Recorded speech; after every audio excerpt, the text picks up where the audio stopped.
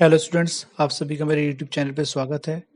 और जैसा कि आप देख रहे हैं, मैं अपने यूट्यूब चैनल पे जो आईटीआई के स्टूडेंट्स हैं उनके लिए, और जो बच्चे डिप्लोमा बीटेक एएमआई कर के थ्रू जो है गवर्नमेंट एग्जाम की प्रिपरेशन कर रहे हैं, उनके लिए अपने यूट्यूब चैनल पे वीडियोस डालता रहता हूँ। तो आज का जो मेरा लेक्चर ये आईटीआई के स्टूडेंट्स के लिए है, जो बच्चे फिटर से, मशीनिस्ट से, टर्नर से, वेल्डर से, कारपेंटर से, ड्राफ्टमैन एंड से जो बच्चे हैं आईटीआई से, वो उन बच्चों के लिए आज का लेक्चर होने वाला है। और वो बच्चे अगर डीआरडीओ टीयर 1 का जो एग्ज़ाम है उसमें जो उनका जो कोर सब्जेक्ट वाला जो पार्ट है, जो उनका टेक्निकल पार्ट है, उसकी प्रिपरेशन जो है हम अपने यूट्यूब चैनल पे करवा रहे हैं। तो उसमें आपका जो टीयर 1 जो आपका टेक्निकल वाला जो पार्ट है, उसमें जो 40 क्वेश्चन आएंगे उसको लेकर के, और साथ में जो आपका जो टीयर 2 जो आपका कोर टेक्निकल वाला जो पार्ट है जिसमें 100 क्वेश्चन आएंगे, उसके लिए हम प्रिपरेशन स्टार्ट करवा रहे हैं। तो जो बच्चे फिटर से हैं, मशीनिस्ट से हैं, टर्नर से हैं, वेल्डर से हैं, कारपेंटर से हैं, ड्राफ्टमैन से हैं, तो वो बच्चे हमारे यूट्यूब चैनल को जो है सब्सक्राइब कर सकते हैं। हमारी वीडियोस को लाइक करें, शेयर करें। अब जो है अपने यूट्यूब चैनल पे जो हम आईटीआई के जो बच्चे हैं उनके जो टेक्निकल जो उनका सब्जेक्ट है, जो उनका ट्रेड का जो सब्जेक्ट है, उसकी भी हम प्रिपरेशन करवाएंगे, चाहे वो डीआरडीओ को लेकर के हो, चाहे वो एसएससी की हो, या रेलवे की हो, डीएमआरसी की हो, एनटीपीसी की हो, या जितने भी गवर्नमेंट एग्जाम्स हैं उनकी जो प्रिपरेशन है हम करवा रहे हैं अपने यूट्यूब चैनल पे। Fitter, machinist, turner, welder, carpenter और ड्राफ्टमैन के जो स्टूडेंट्स हैं उनको उनकी बात हो रही है। तो वो बच्चे जिस भी गवर्नमेंट जॉब के लिए अप्लाई कर रहे हैं, तो उसमें जो टेक्निकल वाला पार्ट है उसकी प्रिपरेशन अपने यूट्यूब चैनल पे हम करवा रहे हैं। तो आप हमारे चैनल को सब्सक्राइब कर लीजिए और बेल नोटिफिकेशन को ऑन कर लीजिए, जिससे कि आपको आने वाली वीडियोस मिलते रहें। और जो आईटीआई के स्टूडेंट्स हैं उनको जो वीडियोस मिलेंगी, उनको हर अल्टरनेटिव डेज, मतलब जैसे आज ही वीडियो आपके सामने आई है, तो अब एक दिन छोड़ के अगले दिन जो आपके सामने नेक्स्ट वीडियो होगी आपके सब्जेक्ट से। ठीक है, तो आज के इस लेक्चर में हम जो fitter, machinist, turner, welder, carpenter, draftman के जो बच्चे हैं उनके लिए इंपॉर्टेंट क्वेश्चंस लेके आए हैं, और इन इंपॉर्टेंट क्वेश्चन से उनको काफ़ी हेल्प मिलेगी। दूसरी बात, क्वेश्चन जो है मैं आपको हिंदी इंग्लिश दोनों में अच्छे से समझाऊंगा, जिससे कि जो बच्चे हिंदी मीडियम से हो वो क्वेश्चन जो है हर क्वेश्चन को ध्यान से पढ़ें, सुने, समझें, तो उनको भी कोई दिक्कत नहीं आएगी। तो हिंदी और इंग्लिश दोनों ही में जो है मैं आपको हर क्वेश्चन को एक्सप्लेन करके समझाने की कोशिश करूंगा। ठीक है, तो चलिए स्टार्ट करते हैं। तो जो पहला क्वेश्चन है वो आपके सामने, which of the following are the angle of the acme thread. तो इसमें पूछा है कि इनमें जो एक्मे जो हमारी थ्रेड है उसका जो एंगल, दो थ्रेड के बीच में जो एंगल होता है वो एंगल कितना होता है एक्मे थ्रेड में। वो 20 डिग्री का होता है, 24 डिग्री का होता है, 28 डिग्री का होता है, या फिर आपका 30 डिग्री का होता है। जो एक्मे जो थ्रेड है उसमें जो थ्रेड्स के बीच में जो एंगल होता है वो होता है आपका 24 डिग्री। ठीक है, 24 डिग्री का उसमें कोण बना होता है। तो इसका जो राइट आंसर है वो आपका है बी। ठीक है, बी इसका राइट आंसर होगा। चलिए अगला क्वेश्चन लेते हैं। नेक्स्ट क्वेश्चन आपके सामने है, what is the maximum percentage of carbon in forge steel. जो फोर्ज स्टील जो होती है हमारी, उसमें जो कार्बन की जो मैक्सिमम परसेंटेज है वो कितनी होती है, ये इसमें क्वेश्चन पूछा है। और इसमें ऑप्शन दिया है 1% तक होती है, अप टू द 2%, 2% तक होती है, अप टू 3% तक होती है, या फिर आपका 4% तक होती है। तो जो फोर्ज स्टील होती है उसमें मैक्सिमम परसेंटेज ऑफ कार्बन जो होता है हमारा, वो होता है अप टू 3%। कितना होता है? Up to 3%। तो उसका राइट आंसर क्या होगा? सी इसका राइट आंसर होगा। ठीक है, चलिए next question, question number third, what is the function of work rest in the pedestal grinder.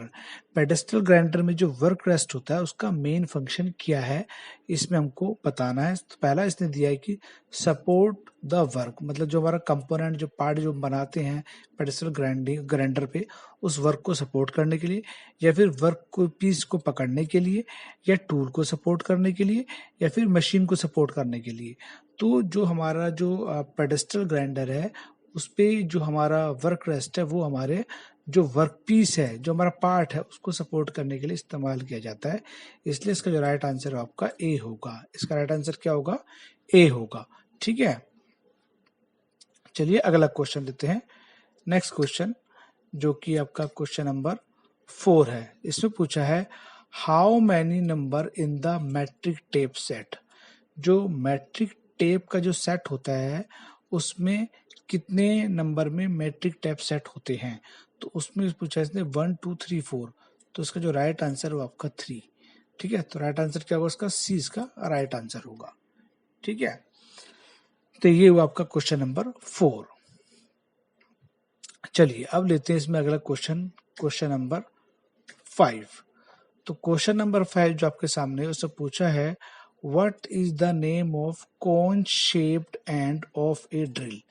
तो जो ड्रिल जो है उसकी जो कोन शेप जो होती है ड्रिल की, उसको हम जो मतलब किस नाम से उसको जाना जाता है? उसको फ्लूट कहते हैं, उसको टैंक कहते हैं, उसको पॉइंट कहते हैं, उसको मार्जिन कहते हैं।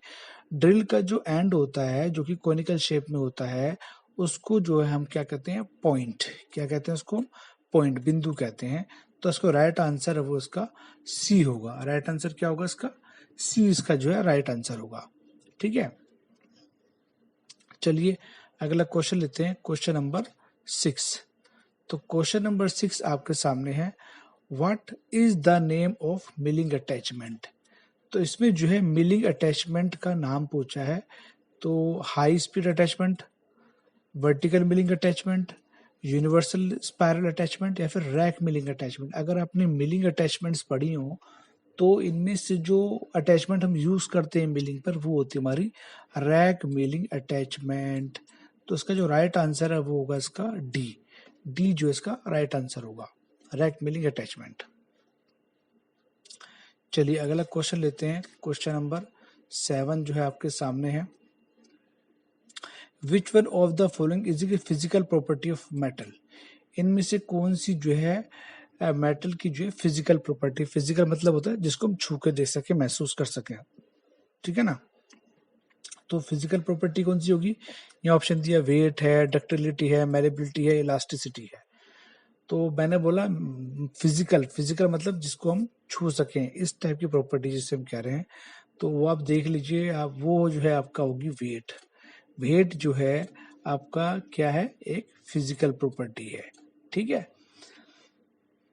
चलिए तो इसका राइट आंसर ए होगा। ए इसका राइट आंसर है। ठीक है, चलिए अब लेते क्वेश्चन नंबर 8। क्वेश्चन नंबर 8 आपके सामने which of the following thread is use in ordinary bolt and nuts. जो हम नेचुरल नॉर्मली जो हम नट बोल्ट यूज करते हैं, जो होम डेली होम अप्लायंसेस में या फिर हम उसमें यूज करते हैं, जो नट बोल्ट हैं उनकी जो थ्रेड हो किस शेप की होती है? वो तो ट्रापेजोइडल होती है, स्क्वायर थ्रेड होती है, वी थ्रेड होती है या सॉ टू थ्रेड होती है। तो सिंपल सी बात है, जो हम नॉर्मली नट बोल्ट यूज करते हैं उनकी जो थ्रेड होती है वो हमारी वी थ्रेड होती है। तो इसका जो राइट आंसर वो आपका सी होगा। ठीक है, किस शेप की होती है थ्रेड? वी शेप की होती है थ्रेड। ठीक है ना, तो right answer is C. Next question, question number 9 which method of taper turning can be held either in chuck or between the centres. तो कह रहा है कि इनमें से टेपर टर्निंग जो हम करते हैं उसमें इनमें से हम कौन सा मेथड यूज करते हैं जो कि चक या फिर बिटवीन द सेंटर्स में हम यूज करते हैं। तो उस हमको टेपर टर्निंग अटैचमेंट का नाम बताना है। तो टेल स्ट्रोक ऑफसेट होता है, कंपाउंड ड्रेस मेथड होता है, या फिर टेपर टर्निंग अटैचमेंट होती है, या फिर फॉर्म टूल मेथड होता है। तो हम जब लेथ मशीन पे जब कोई भी टेपर टर्निंग का वर्क करते हैं तो वहाँ हम जिस अटैचमेंट का यूज करते हैं उसका नाम होता है टेपर टर्निंग अटैचमेंट। तो राइट आंसर इज सी।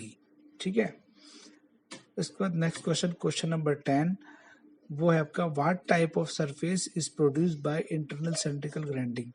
जो इंटरनल सिलेंड्रिकल जो ग्राइंडिंग है उसमें जो है हम किस टाइप की जो शेप जो है वो प्रोड्यूस की जाती है? Regular shape, flat, form, round whole. तो इसका जो राइट आंसर वो आपका डी है। जो हमारा इंटरनल सिलेंड्रिकल ग्राइंडिंग जो होती है उसमें हम जो है राउंड होल टाइप की जो शेप जो है हम उसमें प्रोड्यूस करते हैं, सरफेस को हम प्रोड्यूस करते हैं। किस टाइप की सरफेस को? राउंड होल टाइप की सरफेस को प्रोड्यूस करते हैं। ठीक है, इसके बाद ओके स्टूडेंट्स, तो ये टोटल 10 क्वेश्चंस मैंने आपके सामने रखे जिनको कि मैंने इंग्लिश और हिंदी दोनों में आपके सामने एक्सप्लेन किया। आई होप सो आपको इस वीडियो के माध्यम से काफ़ी इन्फॉर्मेशन, काफ़ी जानकारी, टेक्निकल नॉलेज आपको मिली होगी।